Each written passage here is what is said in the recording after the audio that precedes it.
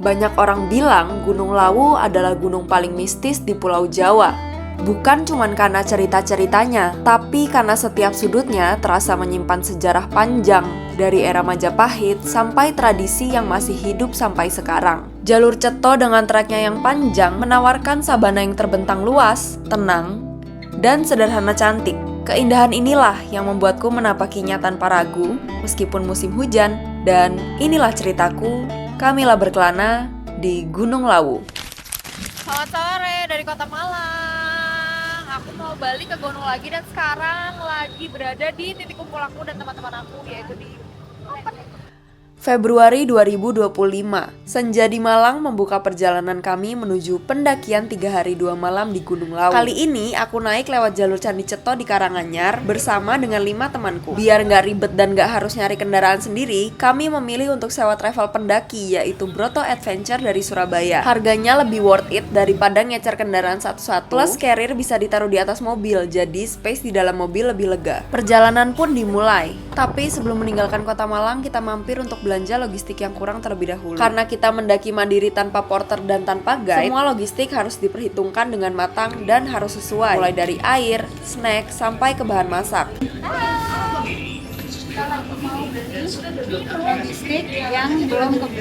Oh iya, pendakian kali ini dari awal emang kita rencanain buat masak yang simpel-simpel aja. Jadi kalau penasaran kita masak apa selama 3 hari di Gunung Lawu, tonton vlog ini sampai habis ya. Perjalanan pun kami lanjutkan. Dari Malang, setengah rute masih ditempuh lewat jalur biasa. Dan sebelum akhirnya masuk tol, kami mampir dulu untuk makan malam. Supaya begitu masuk tol, kami bisa tidur dengan nyaman dan isi tenaga untuk esok hari.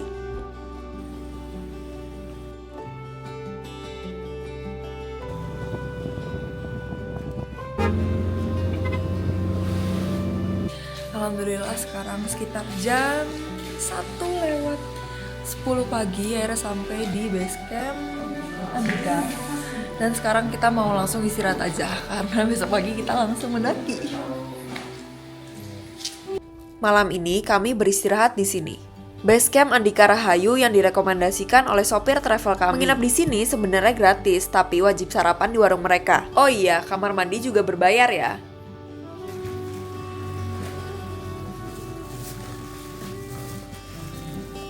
Selamat pagi dari base camp Lawu via Cetho. Sekarang sekitar jam 7:30. Dan aku baru beres sarapan, padahal rencananya ya kemarin jam 7 tuh udah trekking. Ternyata cuaca pagi ini terpantau sangat cerah, tapi di puncak Gunung Lawunya tuh sedikit berawan sih. Dan aku sukanya di sini tuh nggak terlalu dingin, sumpah.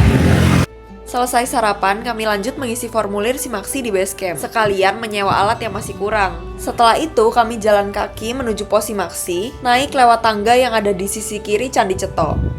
Registrasinya per orang 20.000. Udah pernah lewat sini? Rekomendasi camp nanti pos 3, pos 5, dan di Pak Menjangan.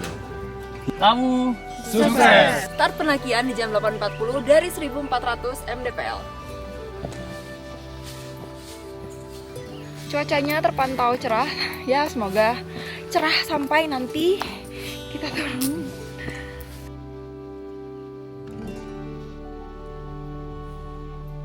Awal trekking, jalurnya masih landai dan didominasi jalur bersemen sampai di area Candi Ketek, salah satu peninggalan dari zaman Majapahit. Candi Ketek adalah bagian dari kompleks percandian tua di lereng Lawu, yang diperkirakan digunakan untuk kegiatan pemujaan. Lokasinya yang berada di ketinggian menunjukkan pentingnya hubungan spiritual dengan gunung bagi masyarakat pada masa itu. Hingga sekarang, situs ini masih dianggap sakral dan kerap dikunjungi untuk upacara tertentu. Nah, ini dia nih, Candi Ketek.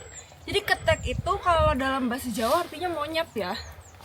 Katanya sih dikasih nama kayak gitu karena dulu banyak monyet di area sini. Dan bisa kalian lihat bentuknya unik, kayak teras bertingkat. Setelah melewati Candi Ketek, jalurnya berlanjut melewati kebun warga. Gak lama, kami menemukan sebuah pos tempat persewaan kain. Dari sini, sebenarnya ada ojek yang bisa mengantar sampai ke pos 1. Tapi kami memilih untuk tetap berjalan kaki. Di jalur Candi Cetho ini, memang ada tradisi yang mewajibkan pendaki untuk menyewa kain seharga Rp5.000. Kainnya boleh digunakan di mana saja, dipakai di kepala, disampirkan di leher, sampai digantung di carrier.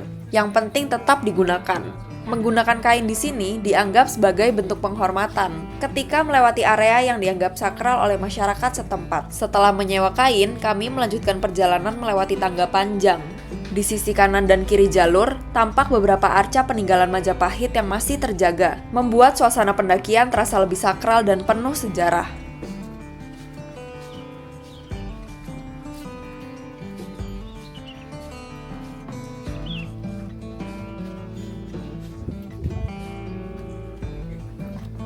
Tadi kita habis mengembalikan kain, habis itu naik sedikit ada Patirtan serta Resi Pamoksaning Brawijaya. Gimana ya? Kayak air gitu ya, bisa diminum. Terus kemarin ini sempat viral karena ada yang nyuci sepatu di sini jadi kotor. Jangan ya, nggak boleh. Ini cuma buat minum, nggak boleh buat cuci-cuci. Jajan dulu. Jajan. Neng mama kan disangon. Aman. Ya. Enggak. Macam Mas tuh, enggak. Aku wis papat lho, Pak. Nggih, Om, Mas. Enggak. Kang. Kowe tak kira tak dhewe.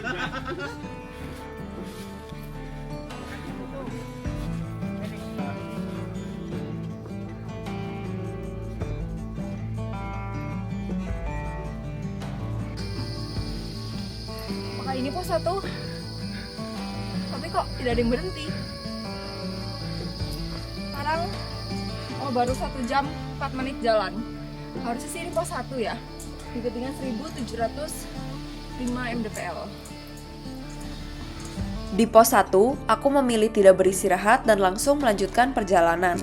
Menuju pos 2, jalurnya terasa semakin menanjak dan stabil naik terus.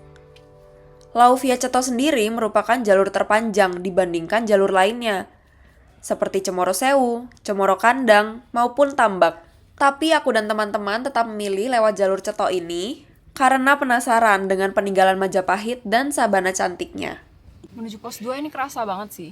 Kayaknya ini aku bawa carrier terberat sepanjang pendakianku seumur hidup. Gak tau kenapa kayak berat banget dan sakit.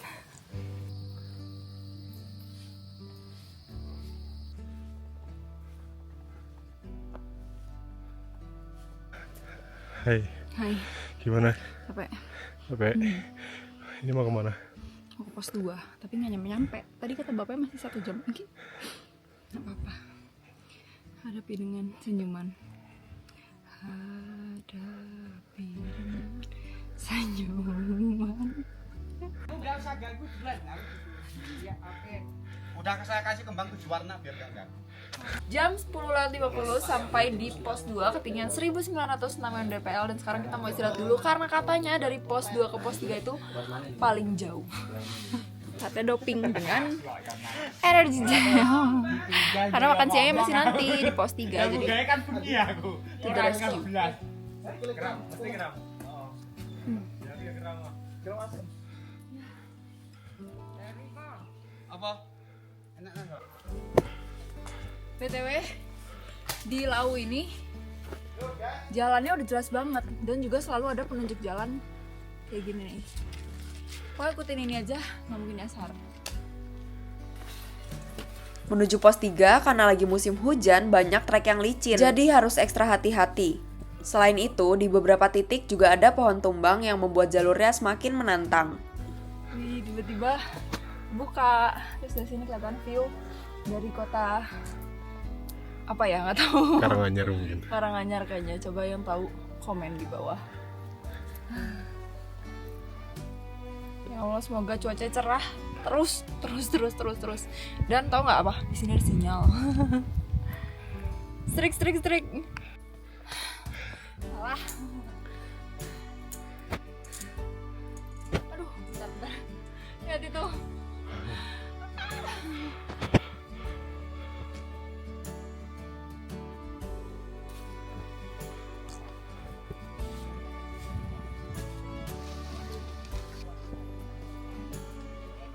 Jam 12.40 sampai di pos 3. Nah, rencana awalnya tuh kita mau makan di sini, beli di warung ini nih.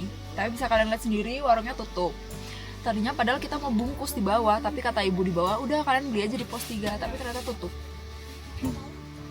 Oh ya, sekarang tuh kita udah berada di ketinggian 2250 mdpl, yang berarti kita udah naik sekitar 850 meter dari base camp. Dan terpantau sekarang cuaca udah mulai kabut. Tapi emang kita mendaki di musim hujan sih, jadi kita udah prepare juga kalau misal hujan. Pos 3 merupakan sumber mata air terakhir, jadi pastikan air yang dibawa dari sini sudah cukup untuk kebutuhan. Setelah bertemu mata air, ini karirku nambah 1,5 kilo. Wish me luck. Jam 1:23 kami pun melanjutkan perjalanan menuju ke pos 4.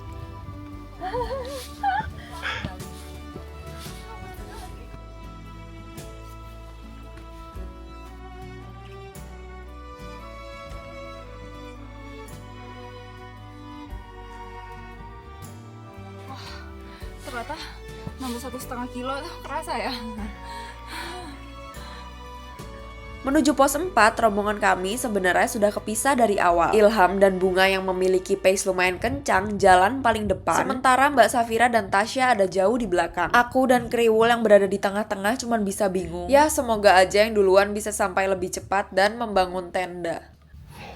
Jam 2:55 sampai di pos 4, 2550 mdpl. Kerasa panjang banget sih, karena kan belum makan siang ya. Lapar jadi berhenti-berhenti terus. Sekarang udah mulai kedengeran petir, jadi sepertinya ntar lagi akan hujan. Situasi kondisi terkini, hujan. Hujan pun datang. Menurutku, jalur menuju pos 5 ini jauh lebih berat saat hujan. Jalurnya berubah jadi aliran air, tanahnya becek, dan setiap langkah tuh makin berat. Tapi tetap harus disyukuri, meskipun pendakian ini dilakukan di musim hujan, kami cuman kena hujan di antara pos 4 sampai pos 5 saja. Ini biar cepet sampai pos 5 harus tetap berjalan. Ya gini lah, resiko mendaki di musim hujan. Semua bisa berdoa biar hujannya cepet beres. Karena ini pos 5 masih jauh dan jalannya jadi licin banget.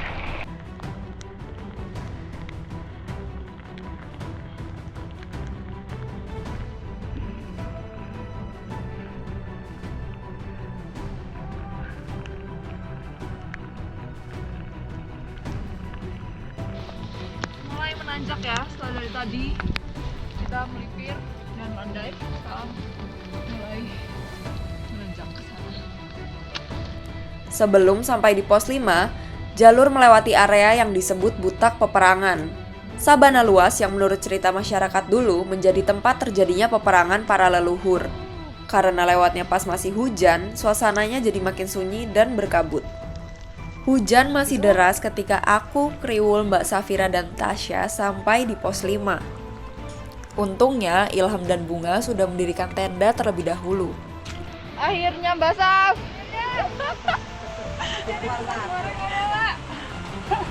Wah gila, ada gak tuh? Cobain ya. Lauk ya cepat pas hujan. Hujan dan gak makan siang. Oh iya. Mantap. Good luck deh kita besok. Nikmatnya di pos 5 ada warung, langsung makan gorengan.